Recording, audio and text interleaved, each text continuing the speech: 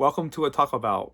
I'm reviewing another book of the Redwall series, Marlfox by Brian Jacques.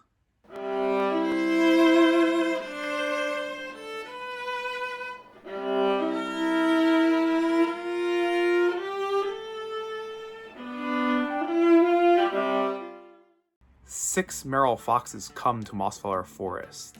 They're evil, cunning creatures who can vanish like magic. They come to a family of squirrels led by Janglar Swift-Eye and his daughter Songbreeze or Song.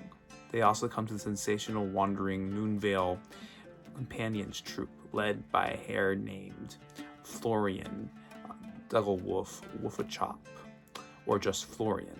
They also steal some shrews, gossamer shrews of Mossflower's log boats, who are also in the midst of dealing with a shrew named Fenno, who's giving a lot of problems. And all these good creatures decide to go to Redwall to warn them of the Marlfoxes. The Marlfoxes also decide to come to Redwall to steal beauty for their mother that they hate. And they bring water rats with them, who follow them with total fear. And they devise plans to steal from Redwall Abbey. Song's grandmother, Eleo, tells her story that she knows of the Marlfoxes to the Redwallers and how they come from a hidden lake where an island is in the middle of that lake. And the Marlfoxes are ruled by Queen Sylph, the Marlfox, their mother, who is evil and has lots of slaves there. This lake has been lost. People can't find it. It's the hidden lake. And she is now old in age. It is haunted by ghosts and fear of her past. Danflor, or just Dan, leaves Redwall after a tragic battle and a dream from Martin the Warrior, and takes the great warrior sword of Redwall with him and follows a riddle how to get to the lake. And he goes with a few friends, with Song and her friend Dippler, a shrew. The Marlfox Mocyan is the general leader of the Marlfoxes, very cunning and smart, and leads a lot of tactical battles against Redwall and thefts. And he ends up stealing the tapestry of Martin the Warrior and leaves his siblings to go back to the lake where his mother is. Three travelers, Dan, Song, and Dippler, are joined by a full thief named Burble and many other creatures on their great quest on the streams that they finally lead them to the hidden lake of the Marlfoxes.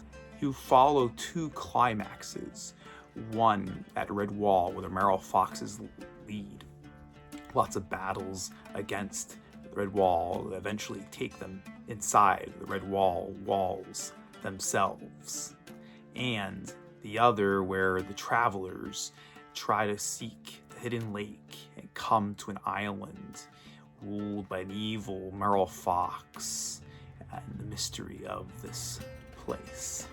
The characters of this book that I found the most interesting are the Marlfox, of course. Start with the Marlfoxes, the evil creatures of this book.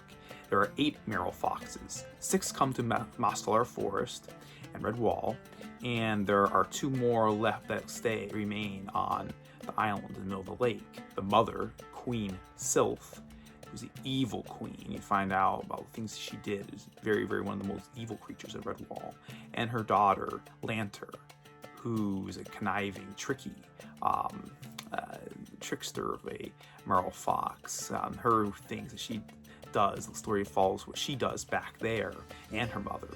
And of course the Marlfox Mocyan, who's a very smart Marlfox leader. He's a great leader and very smart, and I personally enjoyed him of the Marlfoxes and following his path, and you feel like he really knows what he's doing.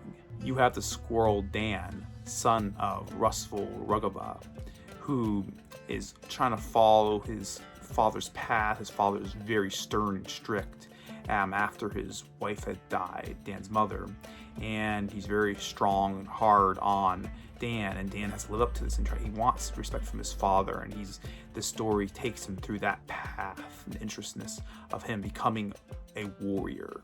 You also have the squirrel named Song, who is very compassionate and wants to help a lot of the creatures, most creatures, and she likes Dan and Dan likes her, and she also is really good friends with Dippler.